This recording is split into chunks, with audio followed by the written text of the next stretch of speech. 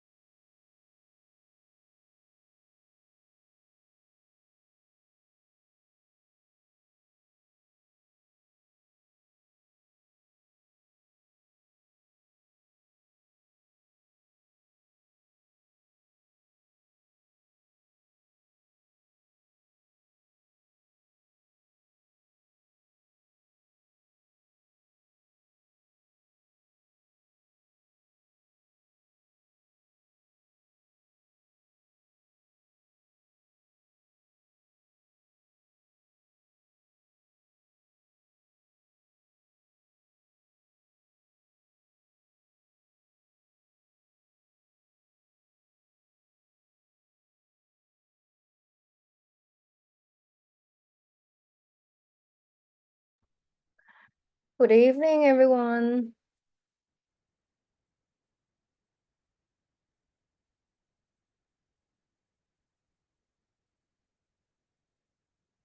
I was, yes, thank you. I was almost stuck in the traffic.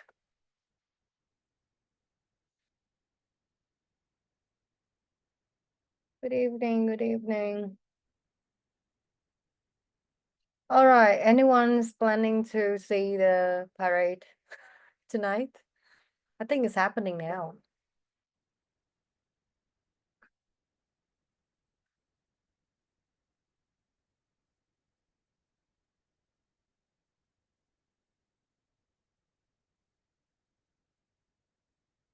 I think the fireworks is tomorrow. Am I missing something? Good evening. Yeah, it's tomorrow because I remember that, well, yeah, like 26th and then it was on the 19th. Okay, let's see where we left off the last time on Wednesday. So we covered sorry. We covered the three theories and we covered on the most of the like applying like applicable perceptions and thoughts and beliefs like subculture and cultural factors surrounding on the customer behavior. So now we start with the consumer buying process. Oops, sorry. Okay. So, like the customer journey, well, for the consumer buying process, we will have 5 stages as well. Um, First stage is the problem recognition. Then, once that they identify on the problem, they will search for information.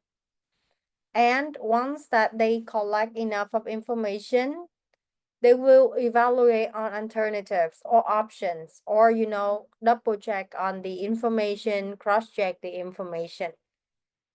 Then it comes to the purchase decision, and well, depending on the quality, depending on what we were saying about, these services, or about the after sale services, or creating the experience for them, good or bad, there will be post-purchase behavior. Post-purchase behavior, yeah, it can be like they will rebuy or they will not buy it again. So for the first stage, which is a problem recognition, the buying cycle starts with this stage. And this stage, it needs triggered by the customer need is triggered by stimuli. There are two types, internal and external. So internal is like your normal needs coming from yourself, like thirst or hunger. While the other, like external stimulus, is like you see that car, you see it nice, and you would love to buy like a new car, or even like you go you go into like a let's say we walk into Starbucks and then we look at the shelf and we see like new collection. And there's a trigger to buy a new one, although that we have 5 at home. So then you identifying on the situation that trigger the need and then develop the strategies that trigger interest. It is quite important with discretionary purchase. So once that they or you identifying on the problem,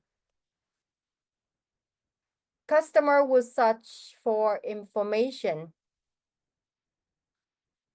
So yes, well, this statement of like aroused customers search for more applies for those who actually searching for a new thing.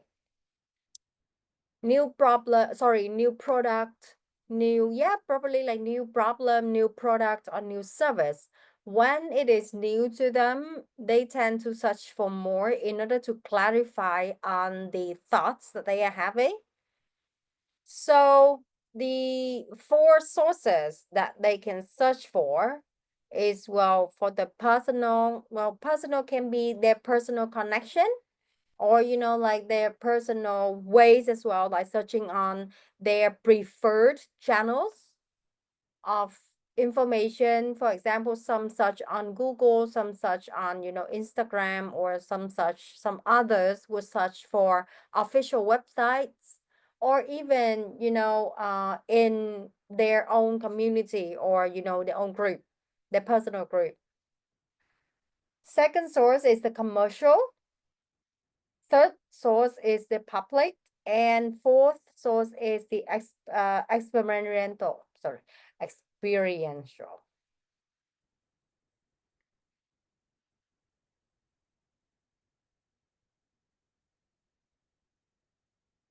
Oops.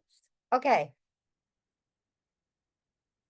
So in the information search, total brands available, total sets. So if you know only subset of total awareness sets, it must meet the initial criteria consideration set. For more information, few remain the choice set. And these are the 4 sets that help or guide the customer to make the final choice. So this is kind of like an example of the set that, like we were talking about. So the total set, let's say you want to buy a laptop. There would be like a bunch of names that come up in your mind: IBM, Apple, Dell, HP, Toshiba, Compaq, Lenovo, BenQ. But then, after searching for some information, you narrow down to about 6 choices. And then when you continue searching, you compare it with your personal preferences, you compare it to your own needs. It comes to the consideration set, where you narrow it down to about like even 3 or 4. And then in the choice set, it comes down to about 2 to 3. And then you make your decision. And sometimes when you come down to, even 2, it's really hard for you to decide as well. So during this stage, the marketers will need to know consumers are the brands in choice set. You need to know your competition. You need to know your competitor, who you are competing with. Then you identify on the sources and the importance, and then prepare the effective and suitable communications to talk to your potential customer. So after searching for information, it comes to evaluating the alternatives. So the judgment process, like they have the conscious and rational. So the consumer evaluation process is there actually to try to satisfy a need, and they look for a certain benefits and solution. So each with attributes, benefits, and attributes of interest to buyers will vary. In this stage of evaluation, we will have some very in this, it is quite, sometimes it's institutional as well, because it comes down to your beliefs, the customer's beliefs and attitudes as well. The belief is the descriptive thought on something, while the attitude is more of like enduring evaluation and feeling and action tendencies towards something. So your job is actually to fit the product or the service into the existing attitudes. So there's this model which is called the expectancy value model, where the consumers will evaluate on the products, then combine the brand's beliefs with the importance and weighs the attached to each attribute. So how do you calculate it actually?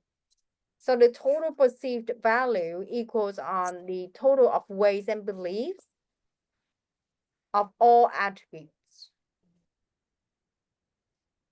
So once that they are done with evaluating, considering, during the final stage, sorry, this is like the fourth stage of the buying process, which is the purchasing. So the consumer may always form an intention to buy the most preferred brand after, considering many of the choices, comparing to the needs, the importance of buying it, and even their, like their beliefs and behavior, attitudes as well. So the consumer may make up to 5 sub decisions. Which brand am I going to buy? If I choose that brand, who will be the dealer? Like, who will be the best dealer? Who will offer the best promotion, the best like aftercare, the best, customer care? So how about the quantity? Am I buying one or am I buying 10? If I buy one, how much is it? And if I buy like in bulk, let's say 10, 20, how much will it be? Would it be a discount? And the timing as well. So the timing is not always about seasonal promotion. It's also about the timing when you decide on buying something, the urgency. So, and and the last thing is about the payment method. Is the payment methods easy? Easy to pay, easy to access?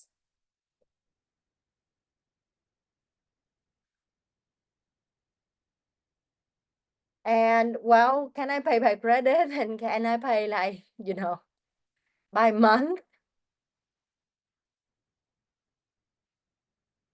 Non-compensatory models of consumer choice.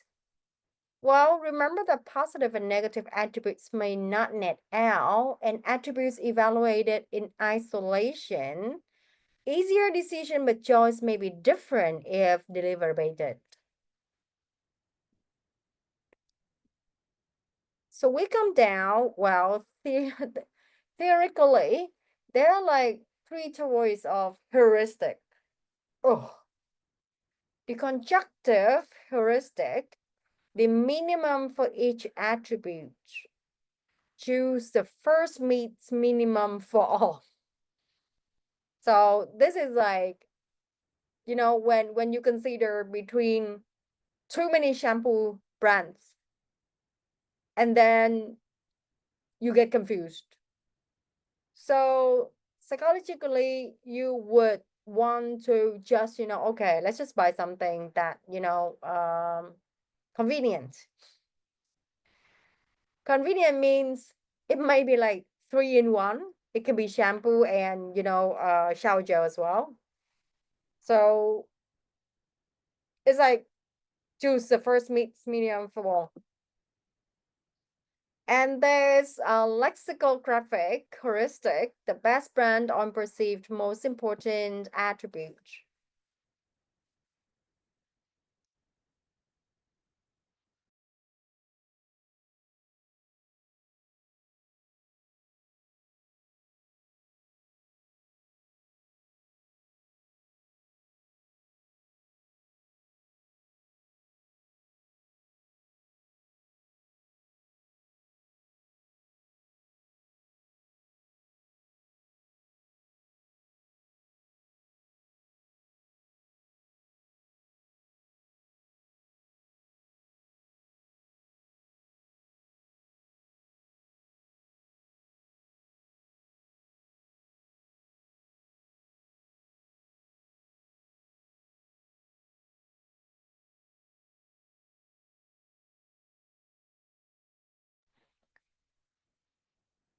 And the third one is the elimination by aspects.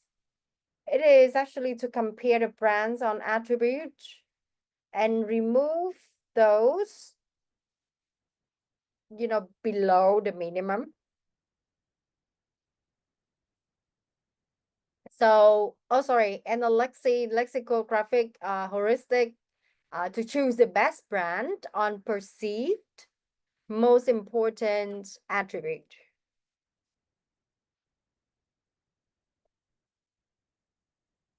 So you use those heuristics. The use of like when and how would depend on the characteristic of the person, the purchase decision and setting, and the social context as well. And remember, they may adopt more than one decision rules.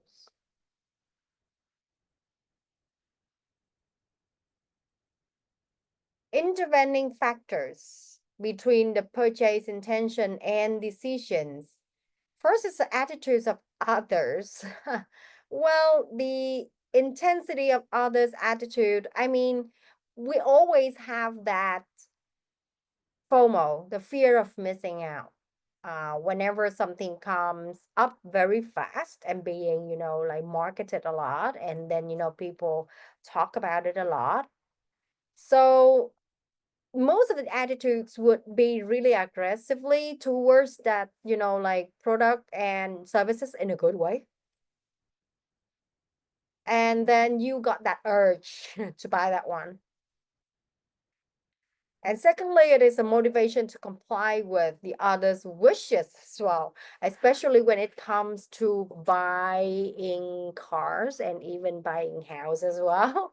It's not really that you buy a car or the house for yourself. Like when when I was buying my first car, because this was only for me, it was fine. Like I didn't have to ask for a lot of like opinions, but then I still got the well, maybe motivation or ideas or opinions from my parents. Yeah, they kind of like gave me like thoughts like, okay, you should go for like a safe brand, more of like a more like a more secured brand that takes care of your maintenance and easier to replace the parts, etc. But yeah, I end up buying a pickup anyways. And the second thing is the unanticipated situational factors.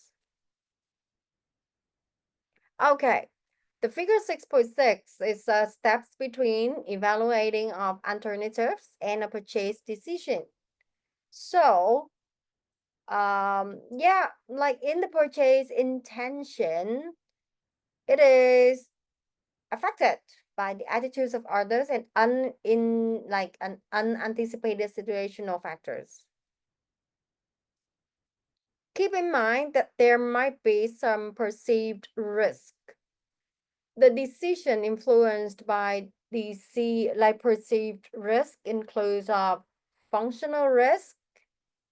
Properly, the product is not up to your expectation.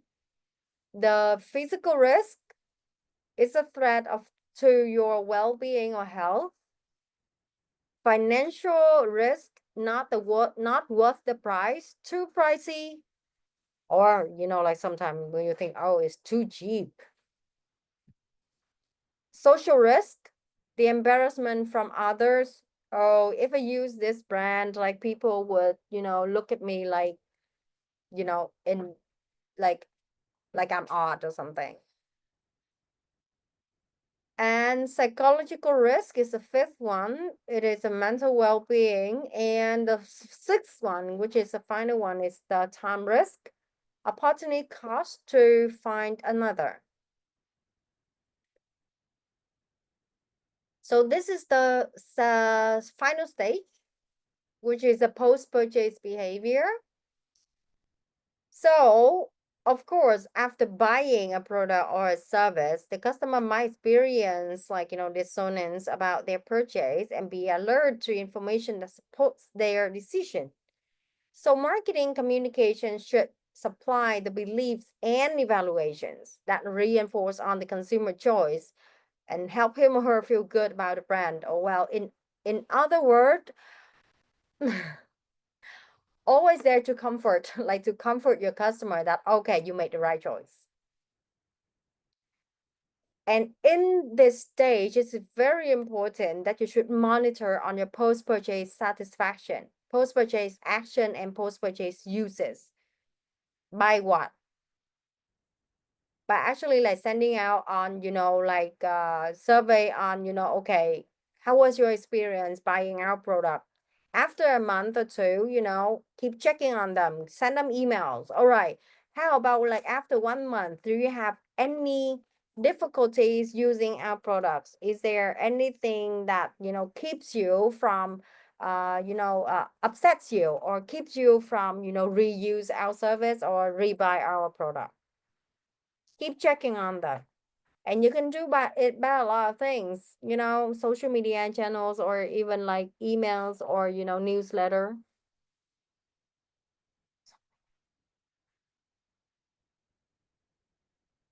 So the post-purchase satisfaction is calculated by the performance and the expectations. So just like, well, yeah, just like how you do the Likert scale rating, there will be, different levels of, disappointing, satisfied, or delighted. The expectation might come from seller or friends. The larger the gap, the greater the dissatisfaction. I mean, if you look at like if you look for information of a product, you like it because you think it's so good, and then it turns out it's not that good. So if there's like that big gap appear, then they will be like a big dissatisfaction. And yeah, the product claims must truthfully represent likely the performance. So you do not want this. The post-purchase action of, well, abandoning or returning of the product or, complaining about the service. So during this stage, actually, yes, they will seek to confirm high value. And for public action, they will complain. And yeah, probably like I think like mostly in the US or in most of the European countries, they would have their lawyers to really to work with the act. And because like, in Vietnam, basically they're like what we call is like the Department of like what like the customer protection, like, that one doesn't work really well. Whenever we complain, we kind of like doing a one-on-one fight with the whole brand and their lawyers and all of their staff. And it's really a headache to do that. So that's why most of the customer here, when they are upset about any product, they will just, do the private actions, which is stop buying the product or stop using the service and warn their friends or post it on social media. So that highlights on the post-purchase communication, checking up on your customer, because it would lower down on the returns and on the cancellations. And well, marketers should also monitor how buyers use and dispose of the product, especially in the era where we should respect the environment more. And the term, like there's a term, well, there's a rise of Well, we were practicing on, the traditional economy when we, just produce, we use, and then we throw away.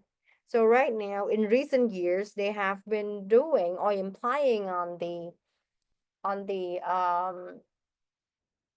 the definition of circular economy, which is actually to prolong the life cycle of one product.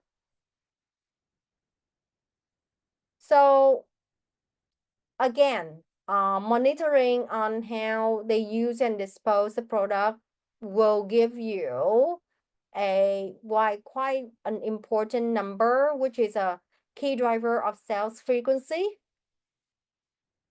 which is, a product consumption rate, and you can calculate on that.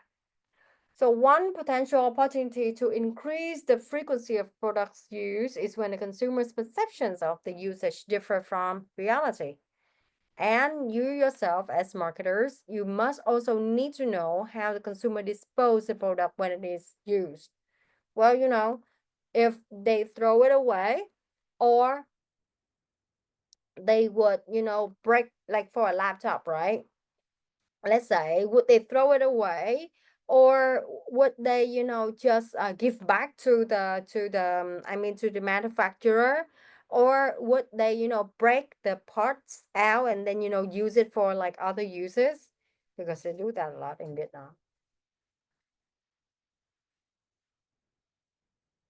Yeah, so this is how customer use and dispose of product.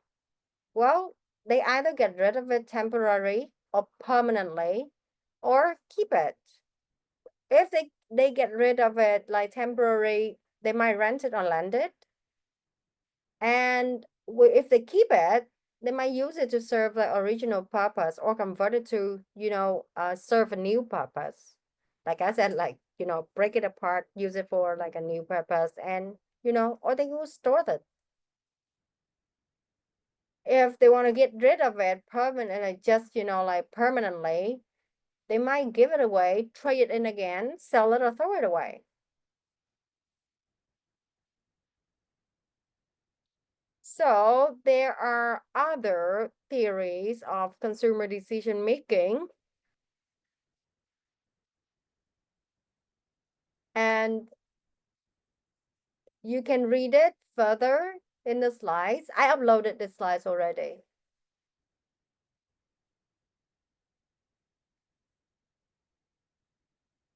Okay, here is just some memo. Not memo, just, some mistakes that the managers make in their decision. Plunging in, well, beginning to gather information and reach conclusions without taking few minutes to think about the crux of the issue.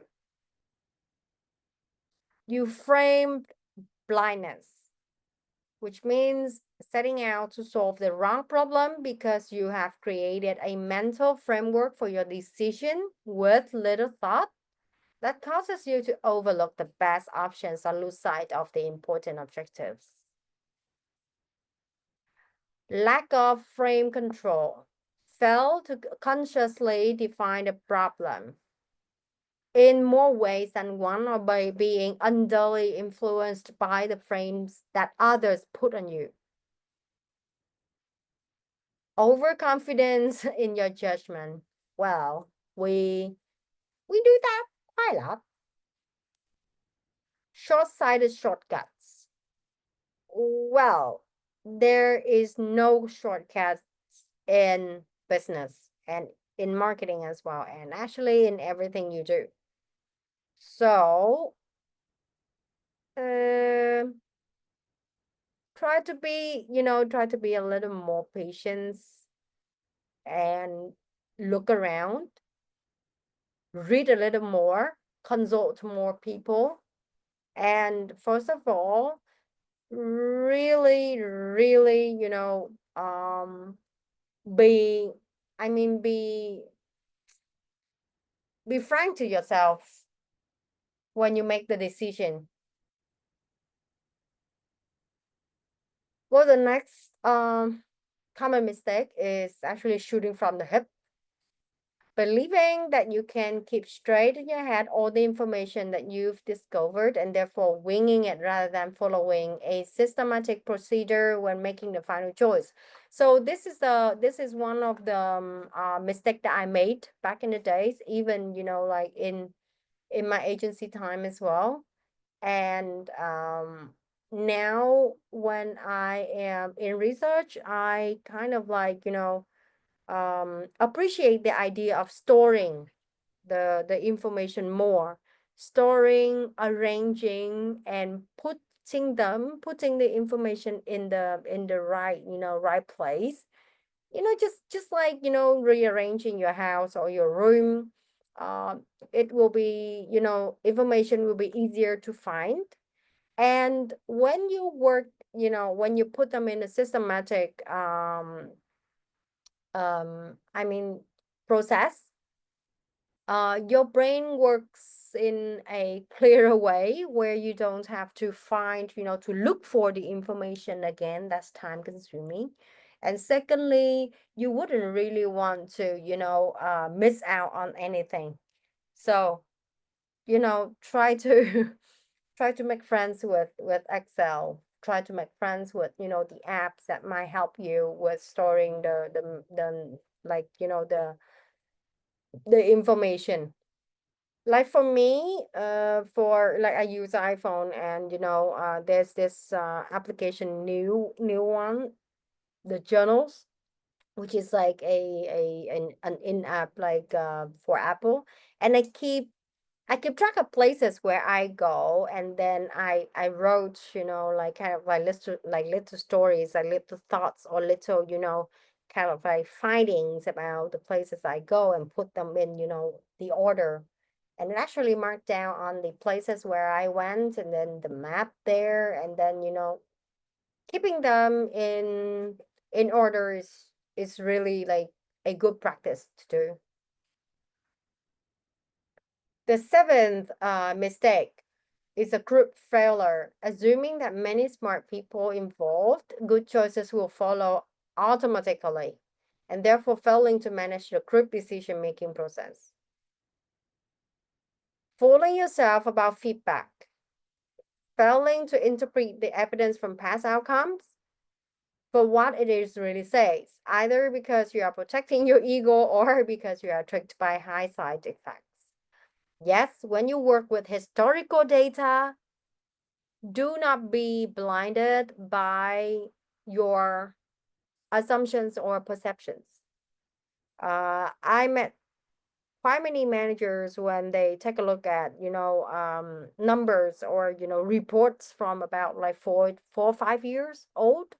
And they said like, nah, these, like these numbers are, being put there. They're not real. People, just put it there so that it looks, it looks pretty. And they kind of like ignore that.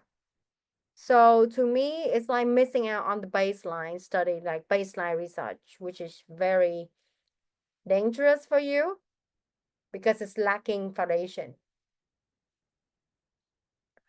And well, not keeping track. Assuming that experience will make its lessons available automatically, and therefore failing to keep systematic records to track the results of your decisions, and failing to analyze the results in ways that reveal their key lesson.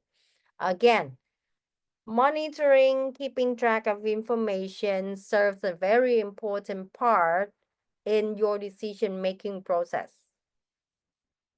So keep it in place, keep it in the right place, easy to find, and keeping track of them. And the last one is fail to audit your decision process, which is when you fail to create an organized approach to understanding your own decision making, so you remain constantly exposed to all of other 9 decision tabs.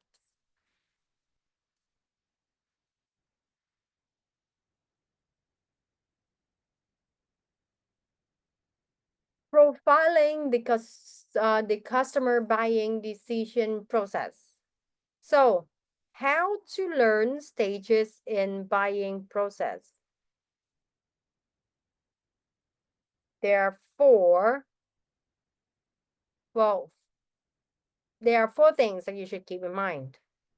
The introspective, observe them, or observe them and think how they would act or react. Retrospective, interview them on region, like interview them on their on their purchasing behavior that they have recently. Ask them, how was it, how was our sales person.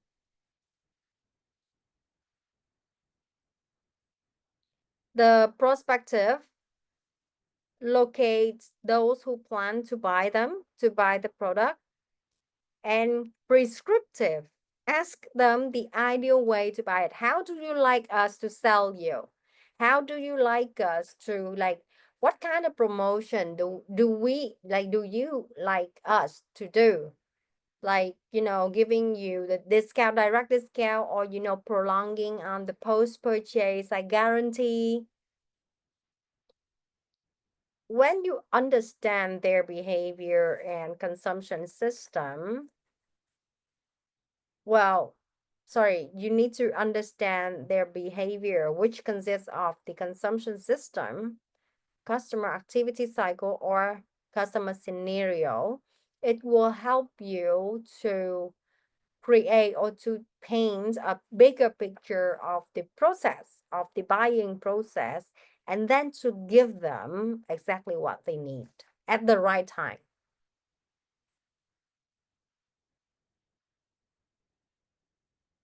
Okay. Any question until now?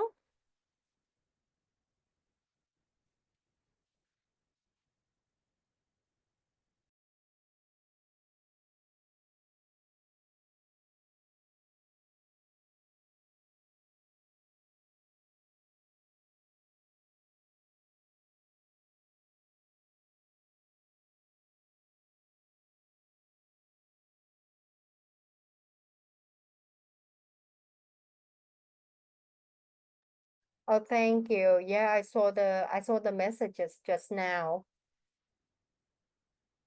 Yeah, time and speed is key for sure. Thank you. Thank you for your thoughts.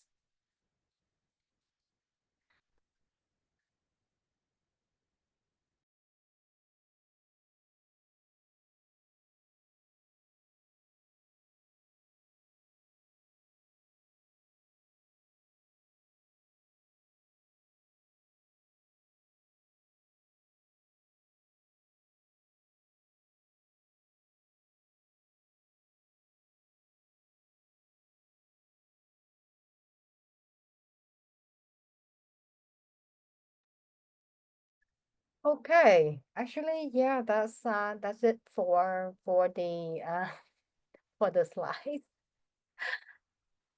We covered quite fast today. Uh, so again, I have regarding the makeup sessions. I talked to student admission and student advice. So they will be arranging on the timing, like the timing for each of the class.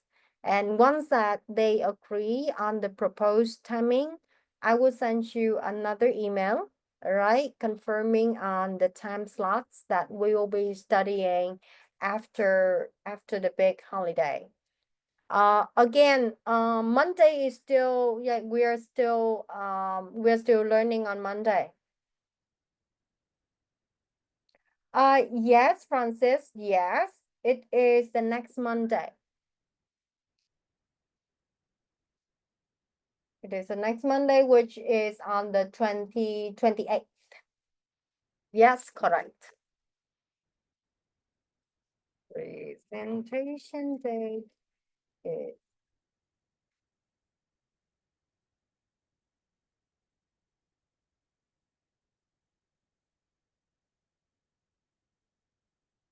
Okay, as I was saying, in that was in the guideline already.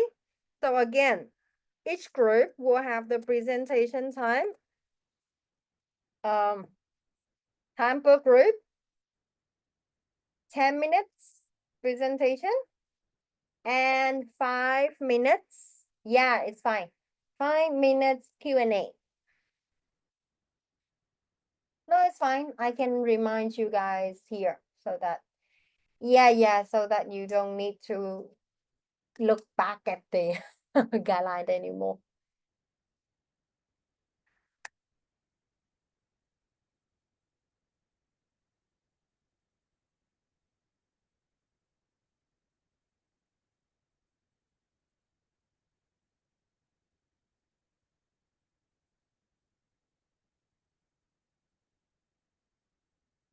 So again, everyone, so during your presentation, so you will have two files, all right? So one is the written report, and the second one is a presentation, which is a PowerPoint slides where you can present it in the class. And I do hope and expect everyone else, like in other groups, to contribute in giving constructive feedbacks for the presenting groups. And yeah, also, if you have like one or two, questions regarding the brand in order to study more, like, or to even, see if the group is, doing like a good job in in studying the brand, then ask.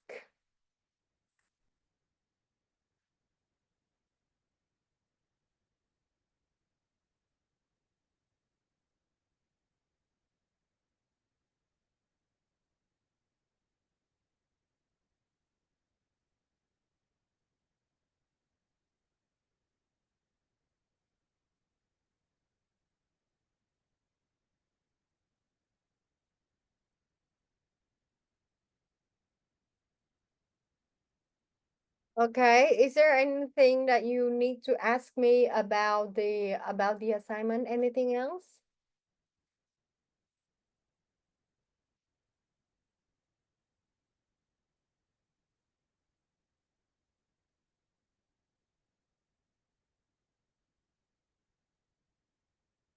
Okay, and how about the progress? How is it? How you guys are doing?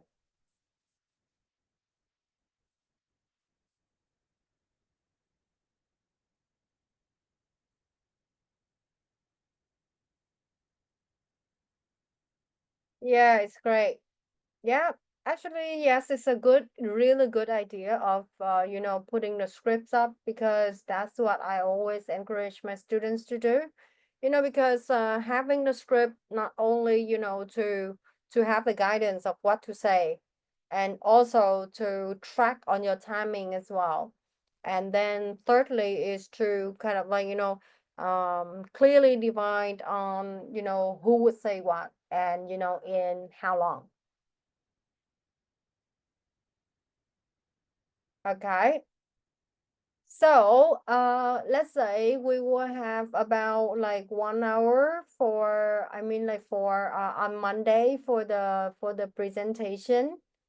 So yeah, about like 15 minutes for each group. So we will have about like 1 hour, yeah. And then the other hour we will like I will give like the feedbacks like within like 10, 15 minutes. And then we will cover about like more about the slides. So today we just finished on the last one, and now we are moving to the new subject, which is the segmentations, segmentation and targets.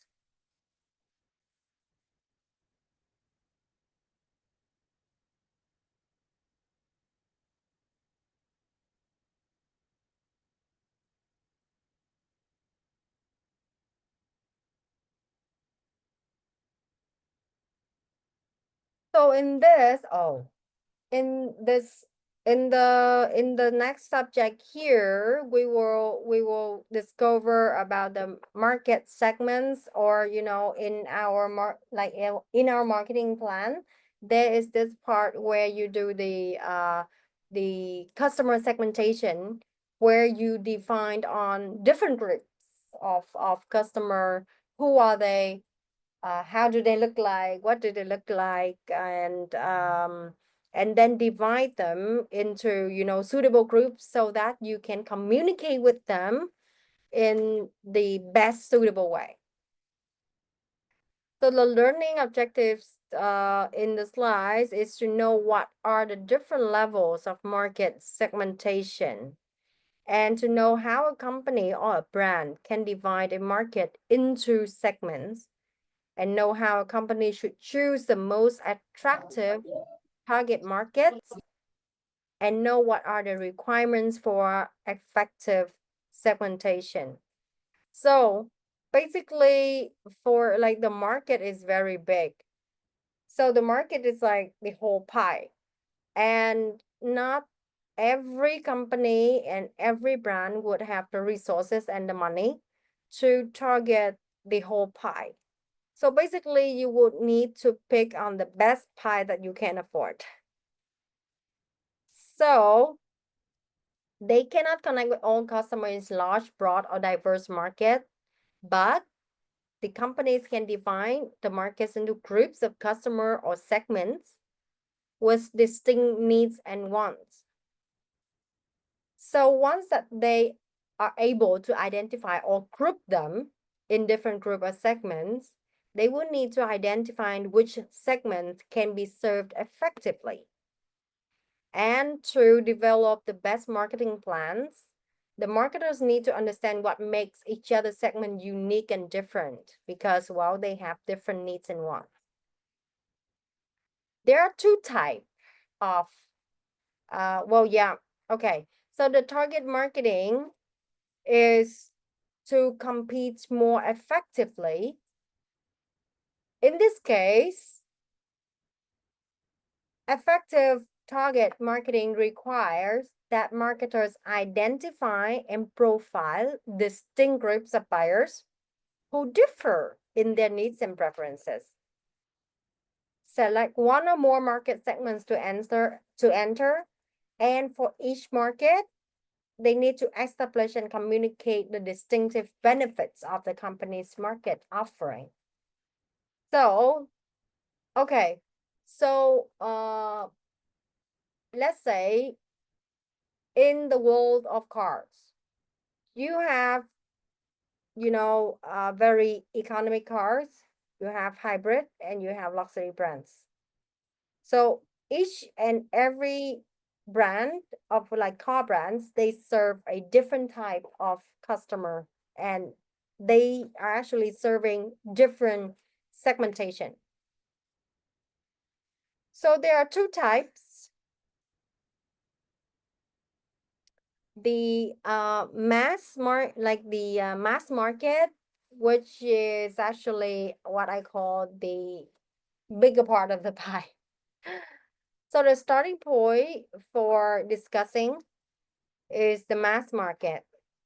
So in this, in mass marketing, the seller engaged in the mass production, mass distribution, and mass promotion of one product for all buyers. The argument for mass marketing is that it creates the largest potential market, which might lead to the lowest costs, that in turn can lead to lower prices or higher margins. So which means if you want to enter the mass market, price and promotion are the two P's that you might want to consider most.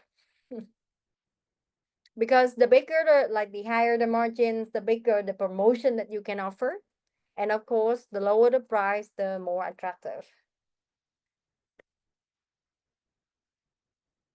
Well, segment marketing. A market segment consists of a group of customers who share a similar set of needs and wants. So, well, creating the segments is not our job to do, actually. But our job is to identify the segments and decide which ones that you want to target.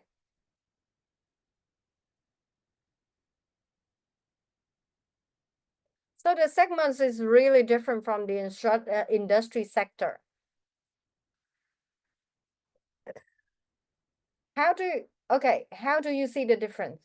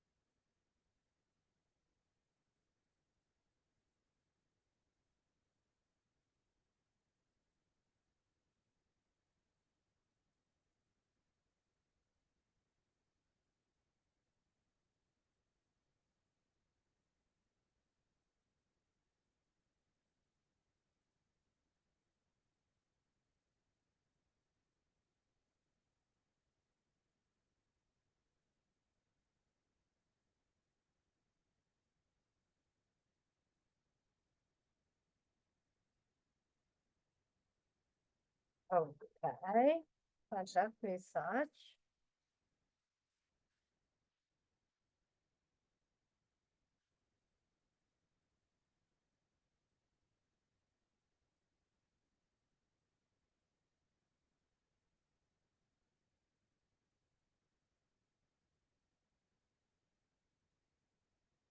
Yes, Finlay, correct. This is actually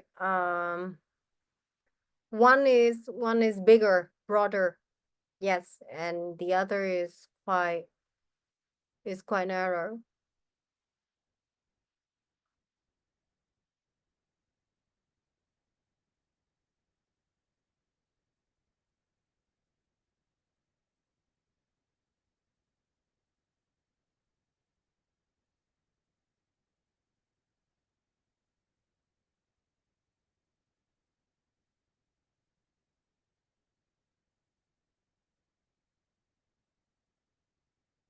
So yeah, on industry sector is a is actually a broad general economic grouping, I would say.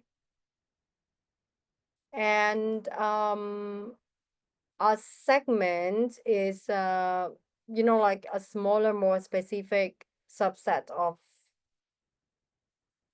a larger market, often targeting customers with similar needs, like I said, like similar needs or characteristics.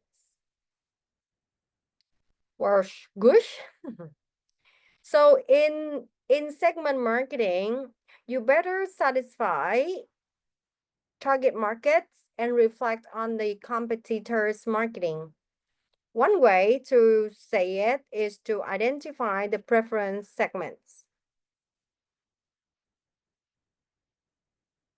So a flexible market offering consists of two parts. Well, a straight up or a naked solution containing the product and service elements that all segments members value. And this discretionary options that some segment members would value. So we are talking about kind of like 80-20 here. So segmenting is like grouping. Okay, there's a group of customers that share quite the same or similar needs or wants, right? And then there will be targeting group or targeting audience. And then from that targeting audience and targeting group, you will position yourself, which means position your brand, where you should stand, what can you offer, what can you bring to the table. So in the how do you build up like a segmentation? Like some criteria contains of geographic, demographic, psychology, and behavioral. Well, you do not need to do that.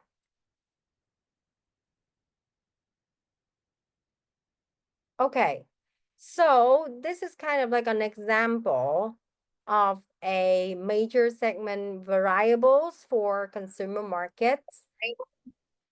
Sorry. Oh. Is there some questions? Was there a question?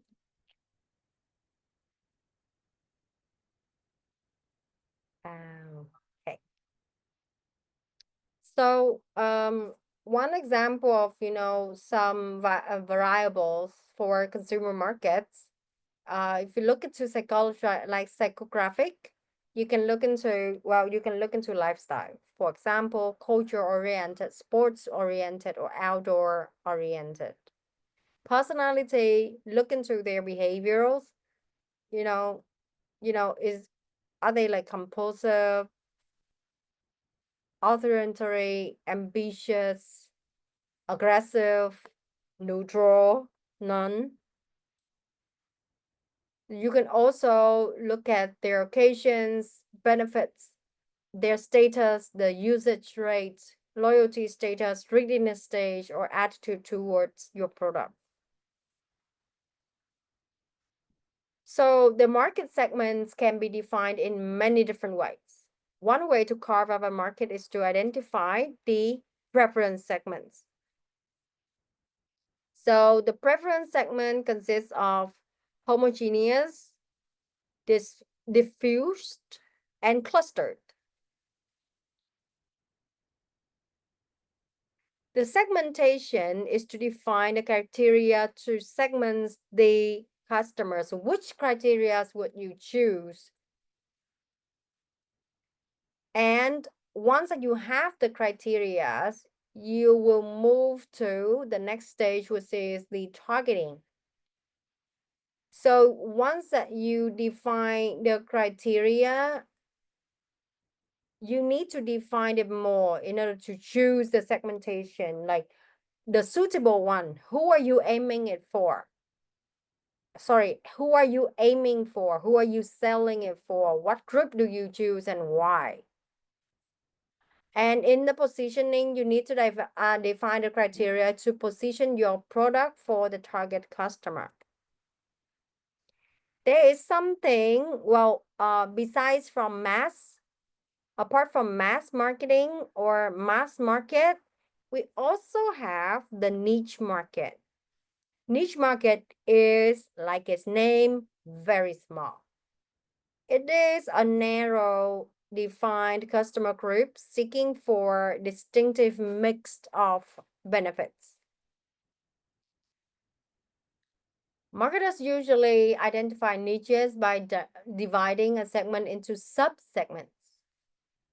Niche marketers presumably understand the customer needs so well that the customer is willing to pay more in order to get those benefits or in order to satisfy those needs. Globalization has facilitated the niche marketing. The low cost of setting up shop on the internet has led to many small business startups aims at entering the niche markets. Well, because, entering the mass market is not really an easy job. You will need to have a lot of capital in order to do that. Unattractive needs includes of distinct sets of needs. Who will be more than willing to pay premium for it? And in this market, you do not attract competitors. And well, the economy through specialization and size profit growth potential. Well, in this niche market, there's a rising need for personalization as well, especially in hospitality, in like traveling, experiments.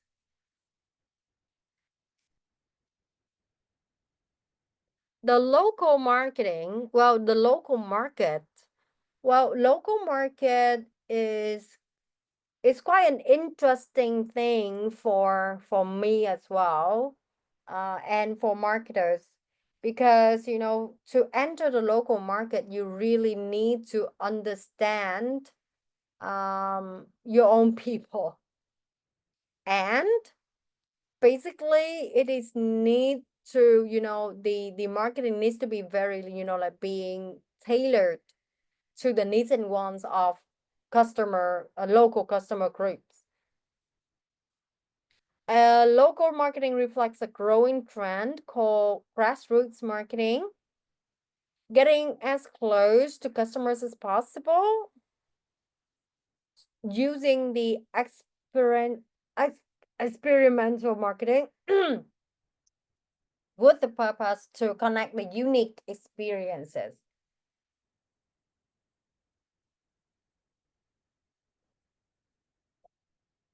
Individual marketing is the ultimate level of segmentation. Leads to the segments of one. Customized marketing or one-to-one marketing. So today's customer are taking more individual initiative by determining what and how to buy.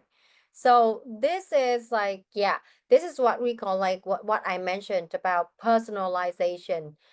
To custom it or to customize it or to build one inclusive way of talking to your potential customer.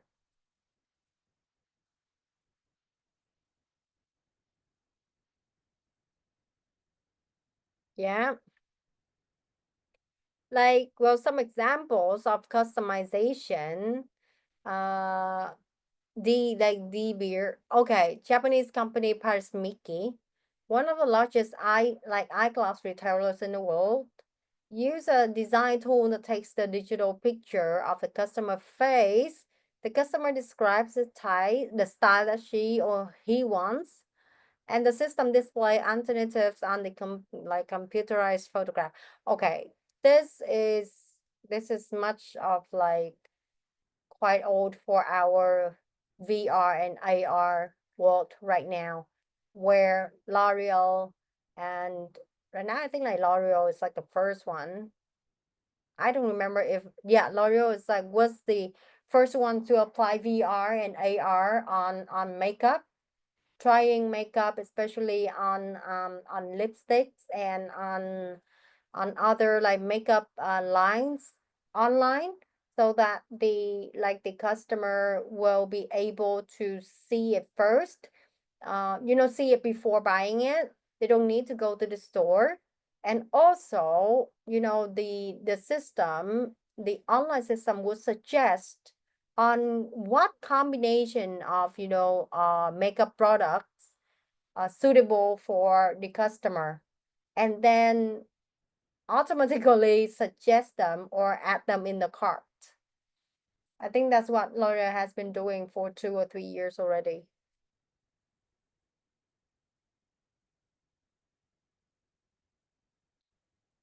Okay, the basis for segmenting consumer markets.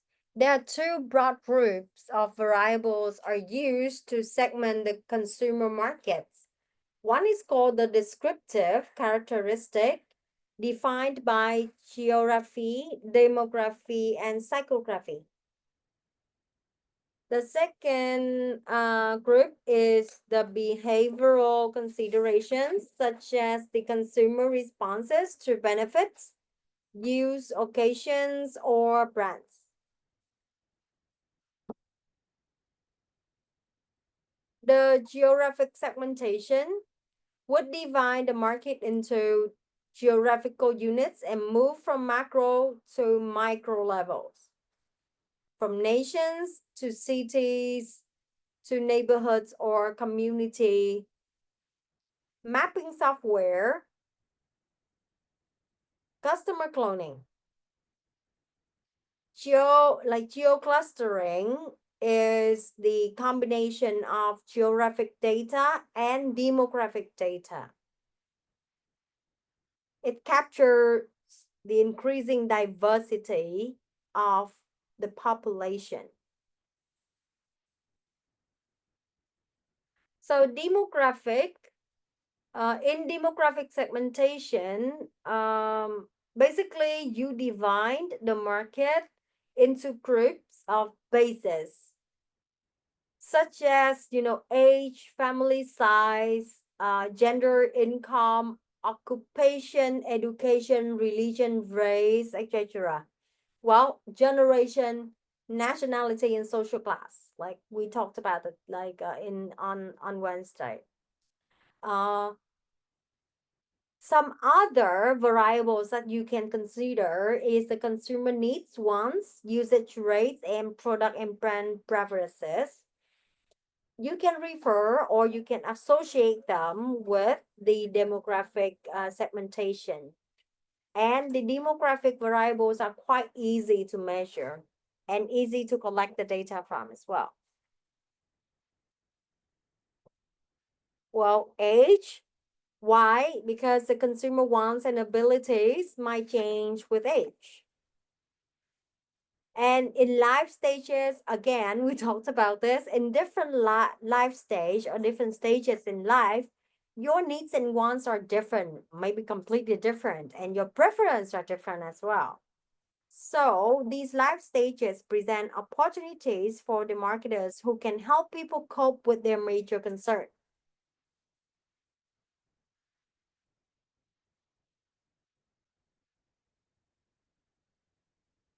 Gender, well, men and women tend to have different attitudinal and behavioral orientations based partly on genetic makeup and partly on socialization. Some traditionally more male-oriented markets are beginning to recognize gender segmentation, changing how they design and sell their products. And especially when, the market is more well aware about the equality and, well, gender equality, that actually gives a bigger opportunity, like communication, like opportunity to the brands, and if they use it right. The income segmentation in a long-standing practice in product and service. However, income does not always predict the best customer for a given product. Well, yes. Well, yes and no. Yes means that when you do the segmentation, you should also, kind of refer on the income.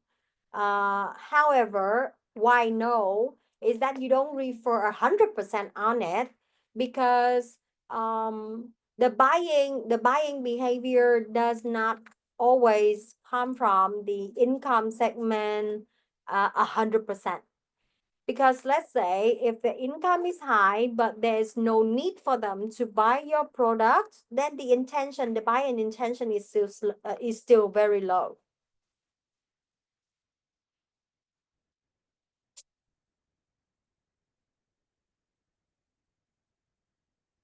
Generation segmentation. Well, each generation is profoundly influenced by the times in which it grows up. So demographers call these groups cohorts. Well, like cohorts, like we have this term in school, in university as well. They share the similar outlooks and values, and marketers often advertise to a cohort group by using icons and image prominent in their experience. For example, if you want to, let's say in music, if you want to, like kind of like bringing a nostalgia like experience for a millennial, you can bring back like, someone like Britney Spears or Aguilera. Yeah.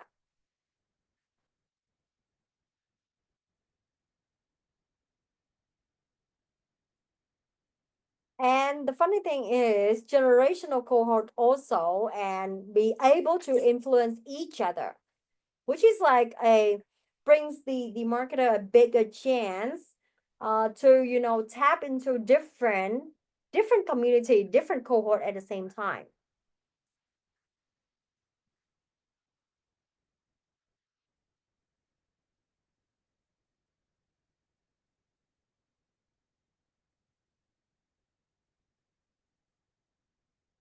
So when we were talking about millennials, which is actually Gen Y, um, marketing to millennials, well, the influence that shape millennials are important to marketers because this cohort will shape the consumer and business market for years to come.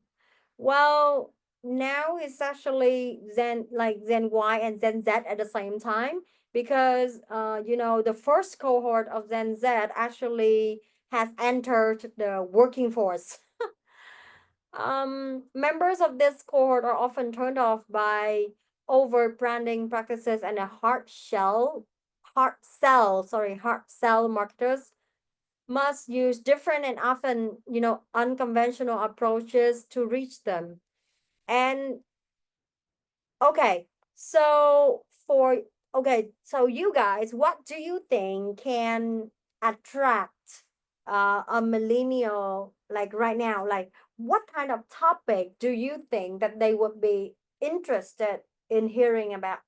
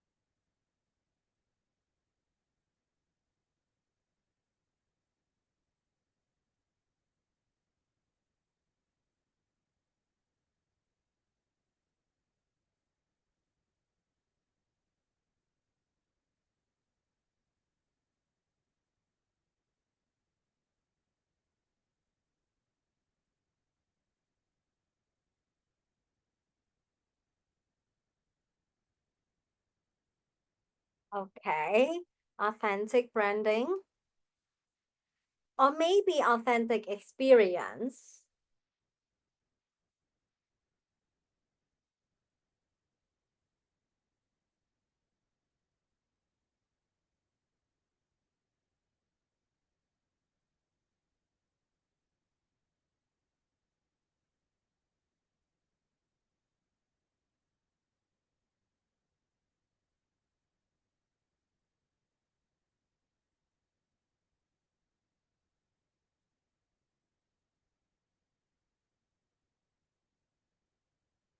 Oh, well, yeah, I was mentioning about like the topics that, they might be, interested in talking about.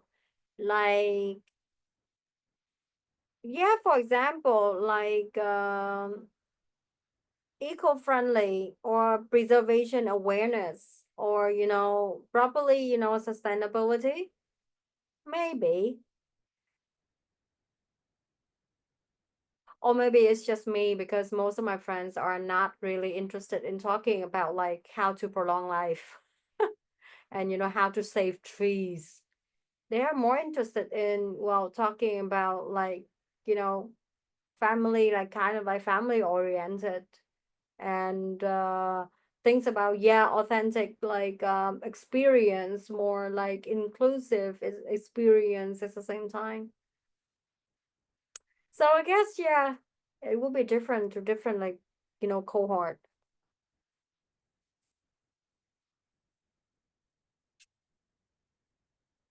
Well, different approaches to reach Gen Y. Online bus, student ambassador, unconventional sports, cool events. Well, yes, maybe. Computer games, videos, and street teams.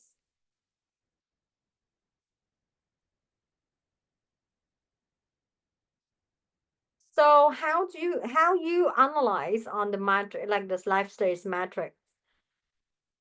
You use the data on cohorts, on life stages, visual graphics, emotional effects, and on social economics. The objective is to analyze the segment and the individual or the person. Same cohort may differ in life stages. Yes, same cohort, like same age as mine. Some have kids, some don't. Some even haven't got married yet. So they're in very different life stages, and their needs and wants are differ as well. And it is more efficient for targeting and message.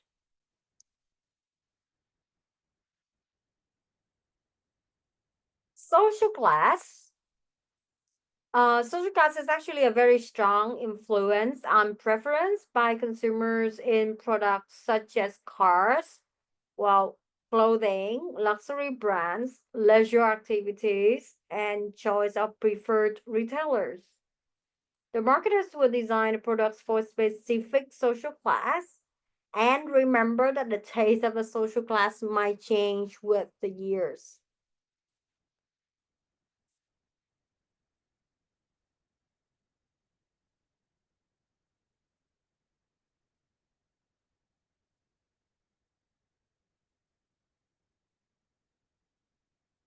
Well, in the here you might see that there's this innovators and there's survivors, which is actually leading through three stages: the ideal stage, achievement, and the self-expression. And this is actually the wants and the needs of the customer in different stage, how it varies.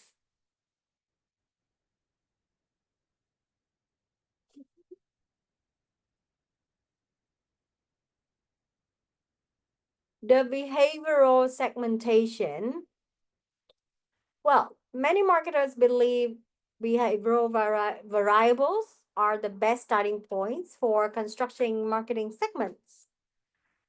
Some variables include, well, occasions, benefits, the user status, the usage rates, the buyer readiness, loyalty status, and the attitude.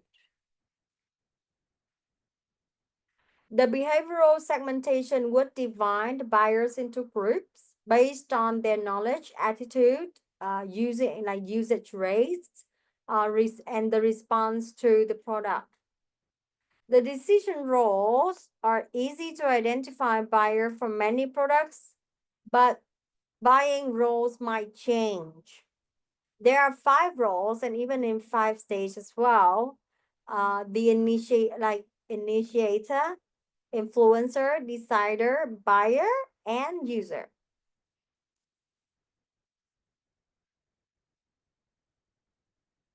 The occasions can be defined by the time of day, week, month, year, or any defined aspects of life.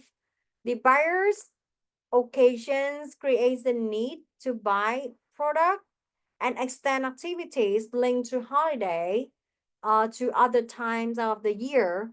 So that's why, like in most of the big brands, when they want to launch a new product, they pay quite some attention to finding the right time. Actually, time is just like one way of, talking about the occasion.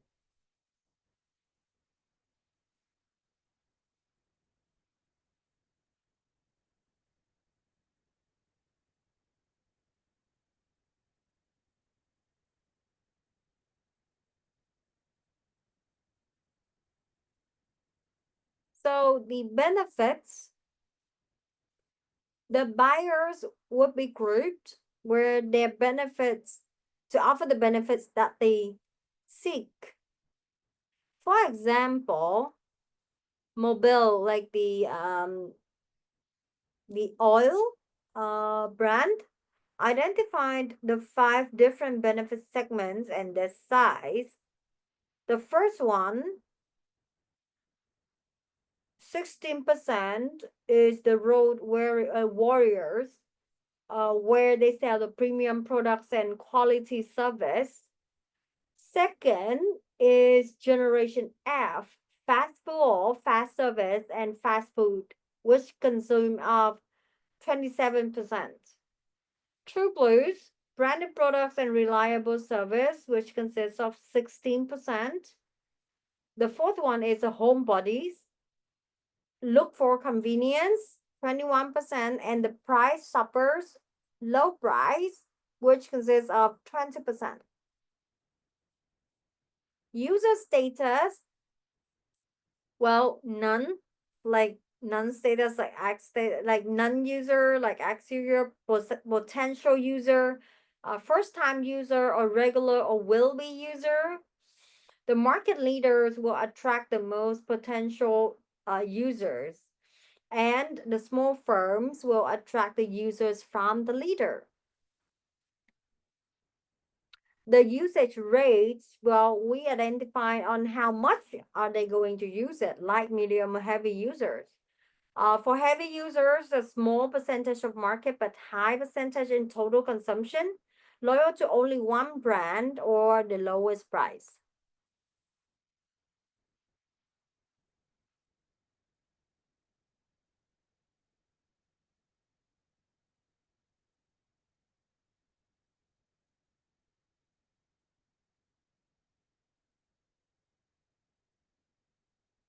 There's some cautionary notes about the brand loyalty.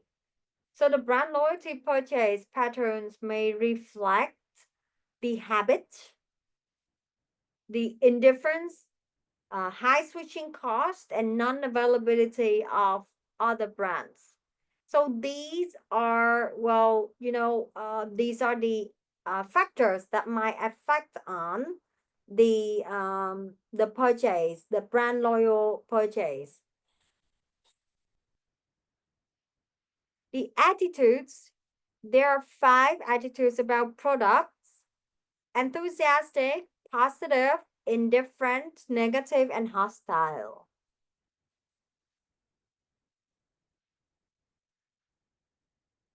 So remember this like this photo like I showed you about, like on, I think on, it was on Monday. So the target market, when we talk about their stages, right? Their stages, or even their customers like stage, when the target market, when they are aware of your product, they either not like haven't tried or tried it, and they have different attitudes towards the product or service, and that would affect directly on their purchase decision.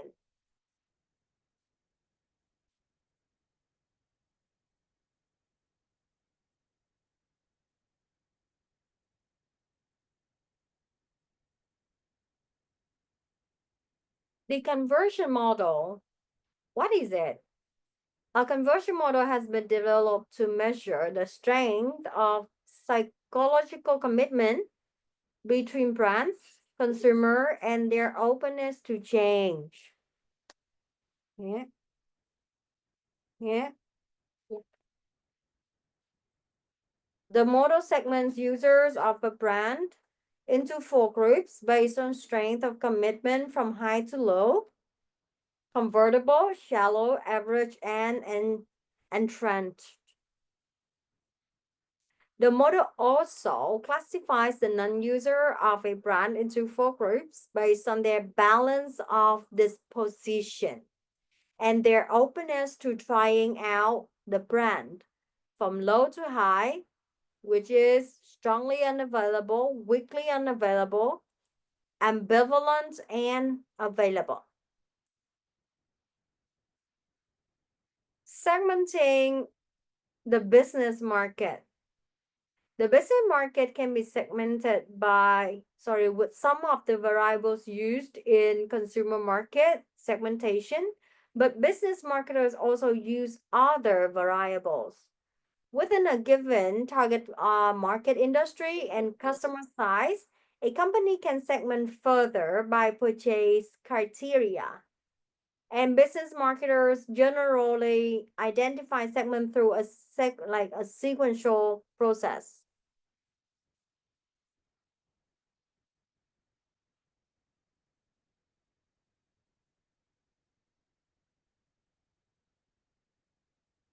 Well, kind of like an example, a rubber tire company should first decide which industry it wants to serve. It can sell tires to manufacturers of automobiles, trucks, farm tractors, or aircraft.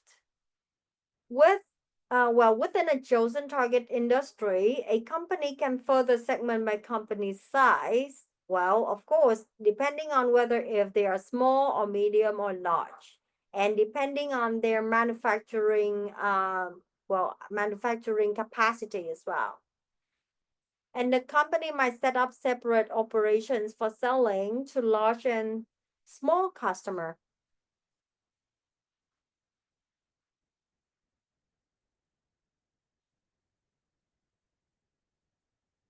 When we talk about purchase criteria, actually within a given target industry and customer size, a company can segment further by purchase criteria.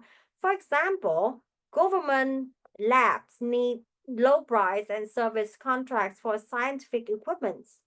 University labs need equipment that require little service, and industrial labs might need equipment that is highly reliable and accurate.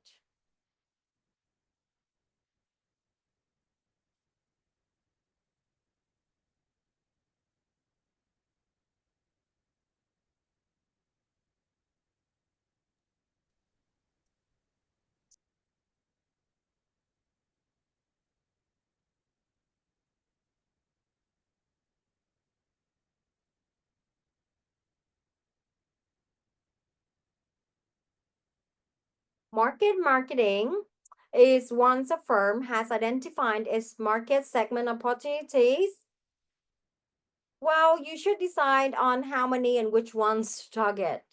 So this has lead some researchers to advocate a needs-based market segmentation approach, which means that like in this stage of identifying how many and which, you still need to do a little bit run a little bit on market research and have some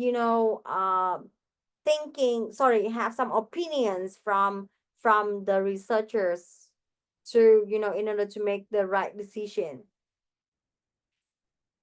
Some of the effective segmentation criteria that you can try to be useful. Market segment must rate favorable on 5 key criteria. Criteria needs to be measurable, substantial, accessible, differentiable, and actionable.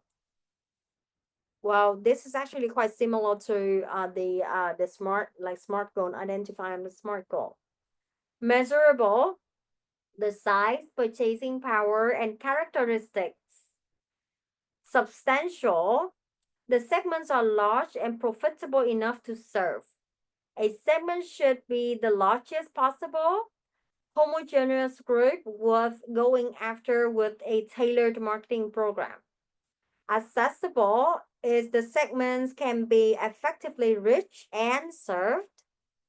Differentiable, the segments are conceptual distinguished and respond differently to different marketing mix elements and program. And the last one is the actionable. Effective programs can be formulated for attracting and serving the segment. How do you evaluate and select the market segment? You need to look into two factors: the segment's overall attractiveness and the company's business objectives and resources. Objectives and resources, remember that, okay? Because if you have a big objectives, very ambitious, but you do not have the resource to do that, that's very risky.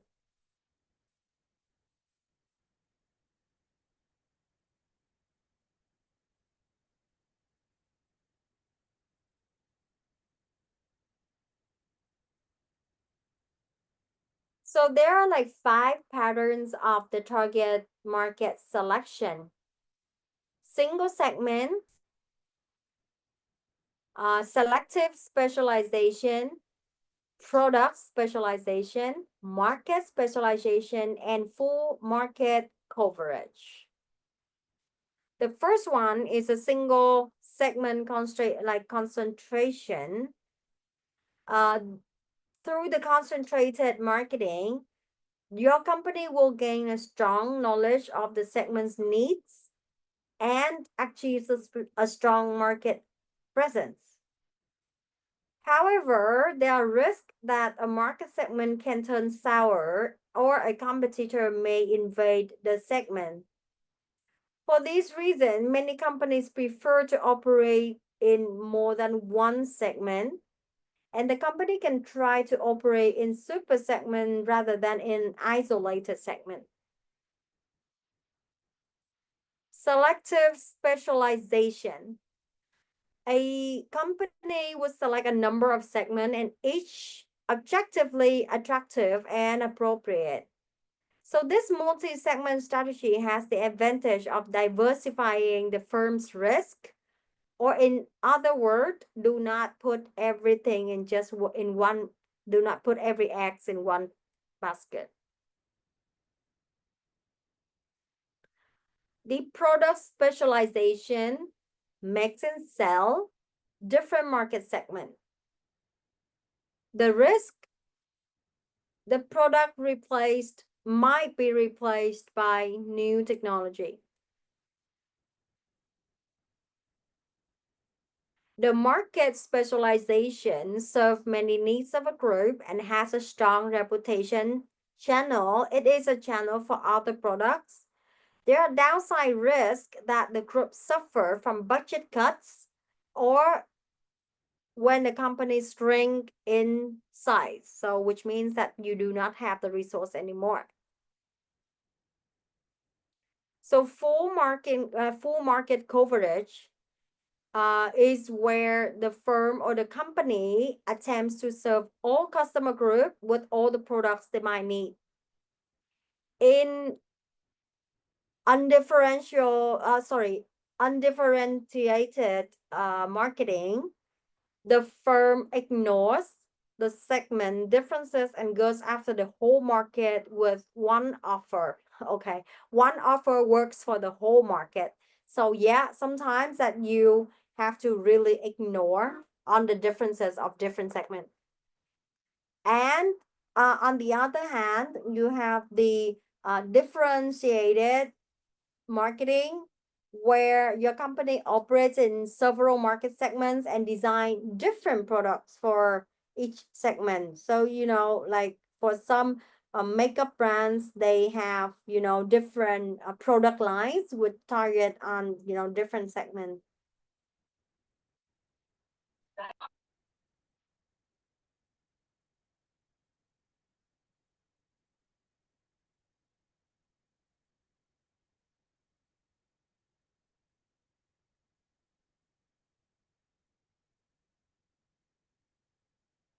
Well, there are some considerations when evaluating and selecting the segment.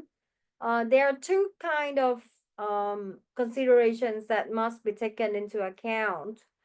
First is actually the segment by segment invasion plans, and second is the ethical choice of market targets. The segment by segment invasion plan, well, at the start, a company would be wise to enter one segment at a time. And well, the resources and the money is quite limited when you start with, entering the market. So play wise, play safe. And information must really be kept confidential, because we have this one saying when we do the business, those who hold more data and information will be the winner. So do not let them know your next move. Do not let them know your next segment. A company invasion plans can be, well, thwarted when it confronts blocked markets. And the problem of entering block markets calls for a mega marketing approach. Ethical choice of market segments. The market targeting generates, well, public controversy. The public is concerned when the marketers take unfair advantages of vulnerable groups or promote potential harmful products. Okay, vulnerable groups. Who do you think they are?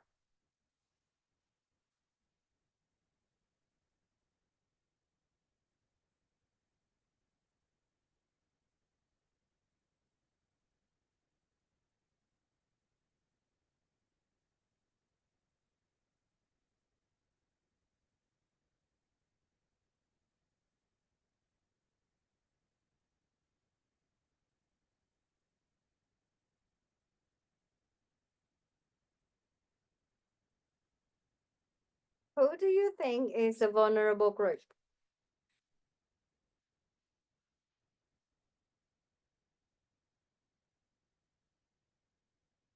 Yes, elderly. Who else?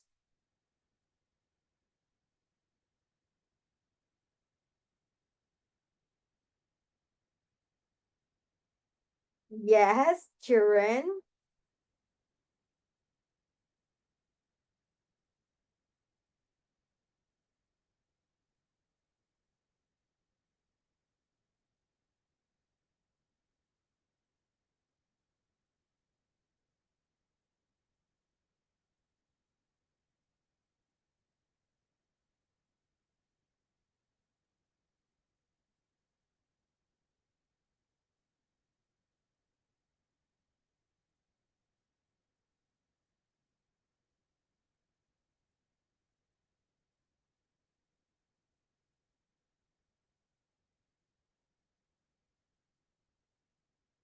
Yes, well, of course. Yes, sometimes. Yeah, they still look into ethnic people, disabilities. Yes, sometimes. Yeah, sometimes LGBT in a non LGBT country, or women, well, women with disabilities especially, and children. Yeah, thank you. So when we talk about ethical choice, you may have heard of socially responsible marketing, which is actually serves not only interests of the company but also of those of the targeted.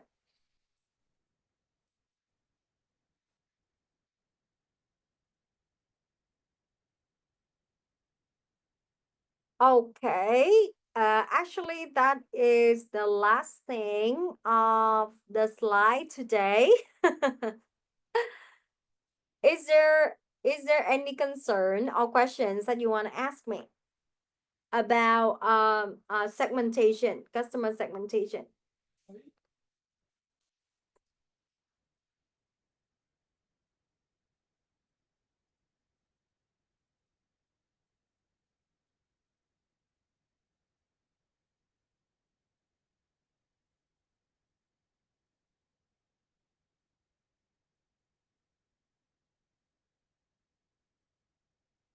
Awesome. Okay, all good. All right, so I think that's it for today.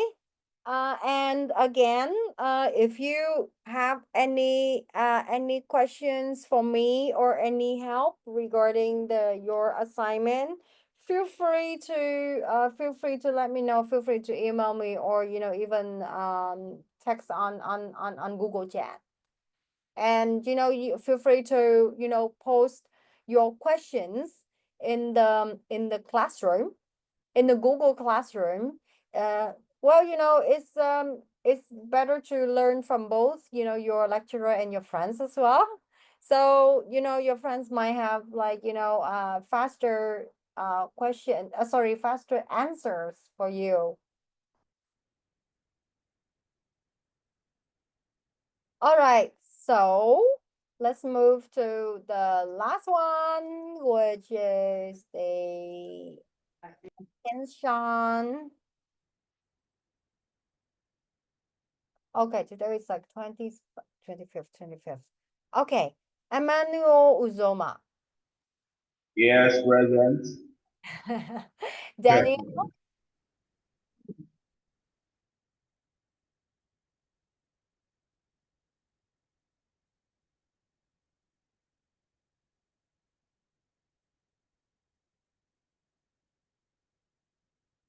okay, it's Danny. Samuel Echo, yes, you are here. Innocent Ikenna.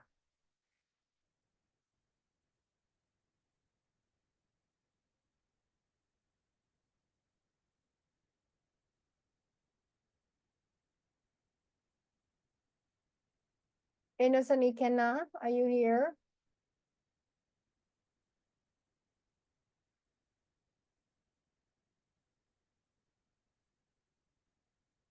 Okay, Tohib Shola.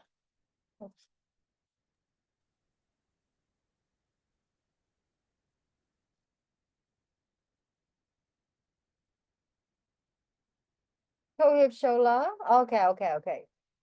Saw your message. Yes, I saw your message. Sorry.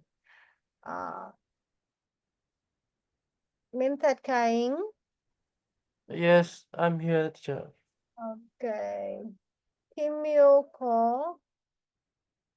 Yes, I'm here. Okay, and Okapangi. Yes, Okapangi. teacher, I'm here. Elias. Yes. Yes, chair. Yeah. Tong, are you here? Yes, sir. Okay. Ola Jolo. I'm here.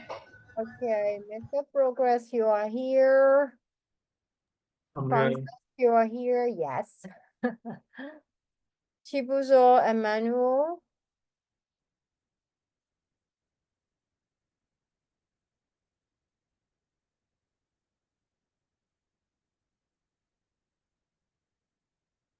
Oduku Chibuzo Emmanuel, are you here?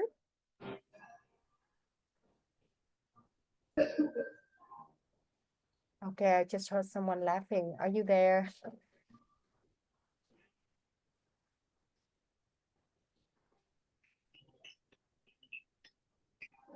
Nailin Hatet. I'm right here. Okay. Pinlay. Yes, you are here. Cholati. I'm here, Chair. Okay, and Shina. Damile. I'm present, ma. Okay, that's good.